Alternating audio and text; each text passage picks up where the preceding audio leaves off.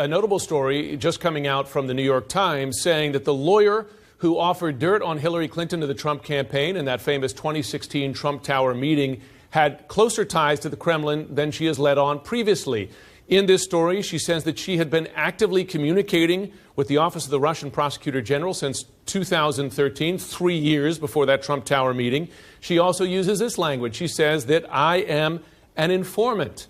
Remarkable thing to hear from the Russian lawyer who got that meeting with senior members of the Trump campaign. Joining me now is Democratic Congressman Eric Swalwell. He serves on the House Intelligence Committee, which of course has been central to the Russia investigation. Congressman, thanks very much for joining us this morning.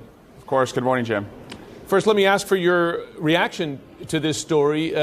This lawyer saying that she had much closer ties to the Kremlin than we knew. Of course she was a Russian spy, Jim. Everything about the setup for this meeting that Donald Trump Jr. knew was that she was a Russian spy. It was a Russian lawyer connected to the top prosecutor in Russia who had dirt on their political opponent. That should have raised alarms for the Trump team. It didn't. Instead, it actually got them the meeting sooner. You saw in that email exchange that Donald Trump Jr. moved heaven and earth to make sure that that meeting could happen, and even suggested that he'd prefer if the dirt could wait until closer to Election Day. This just shows me, Jim, that it was very, very irresponsible for the House Republicans to shut down our investigation. We learn more and more information every day, whether it's this lawyer, Natalia Veselnitskaya, whether it's the information about Michael Cohen, or the witness who we heard from earlier in the week, Christopher Wiley at Cambridge Analytica, who told us about a number of connections that Cambridge Analytica, the Trump data firm, had with Russians. So we should get back to work as a bipartisan committee to make sure we can tell the American people what happened. Did your investigation turn up similar details to what we're hearing here now in this New York Times story about Veselnitskaya's ties to the Russian government? We learned a lot about Natalia Veselnitskaya and others at the Trump Tower meeting, Jim. It was our hope that the Republicans would join us, as they had agreed to early in the investigation, to release the transcripts to the public. If the public were able to see the transcripts, they would see a number of disturbing ties to the Trump team and the Russian government. But the Republicans have chosen to bury that evidence. That will not be a part of what the public will be seeing. And I think that, again, shirks our duty to tell the public what happened, how we were so vulnerable, who was responsible, and what we're going to do to make sure this never happens again. The president, as you know, has said and continues to say repeatedly there is no collusion. His supporters as well. They say that this investigation of at least the collusion question has gone nowhere. But it was interesting when James Comey was doing his interviews, including to CNN, he said it's possible. He left open the possibility based on what he knew. That, of course, is not decisive. But in your view, based on the intelligence you've seen, the interviews you've done, is that question still open?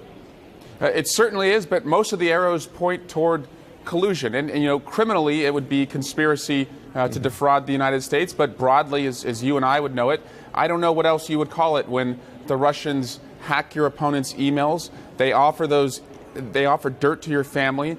You stand on a stage as a candidate and invite the Russians to conduct further hacking, and then you amplify what they put out to the public. And then once you're elected, you do all you can to work with them and pay them back. To me, where I come from, that looks like collusion. Now, Robert Mueller, his investigation is continuing, and based on CNN's reporting, based on the kinds of questions he's asking of some witnesses, the kinds of documents he's seeking, it appears that he's at least going down this line of inquiry. And again, as you say, we should use the term conspiracy because collusion is not actually a crime, not really a legal term here. But this information about Veselnitskaya, would you expect that the special counsel would be investigating or have investigated how deep her ties are to the Russian government? Yes, Jim. And if you look at what the special counsel has done so far, I have every reason to believe that they are being just as aggressive in investigating what the Russians did as the Russians were in trying to meddle in our elections. They have been able to, I think, pursue all the relevant documents, the communication logs, bank records, travel records from the press reports that we've seen. Now, that's something that our committee, the Republicans with the subpoena power, were not willing to do. We ran a take-them-at-their-word investigation. People came in, they sat in the chair, they gave us an answer, and then we said, great, thanks. We're not going to do anything to see if there's records to either corroborate what you're saying or contradict what you're saying. But it does look like Bob Mueller will be able to run this down. And Jim, let me just say, what Bob Mueller tells the world will only be what he can prove beyond a reasonable doubt. That's the highest standard in the law. So it may be the case that he learned something from a foreign source that you may know to be true, but if you can't prove it, you can't ever tell the world. We were not in that position. We had a responsibility to tell the American public what we found as it related to the Trump team working with the Russians. We didn't have that high legal burden of proof, and so it's really irresponsible that we stopped doing our work and the public won't know. The president, again yesterday in this freewheeling interview on the Fox Morning program, again raised the possibility that he might interfere with the Justice Department or perhaps with Robert Mueller. Do you believe that Robert Mueller needs legal protection, legislation to protect him from being fired by the president?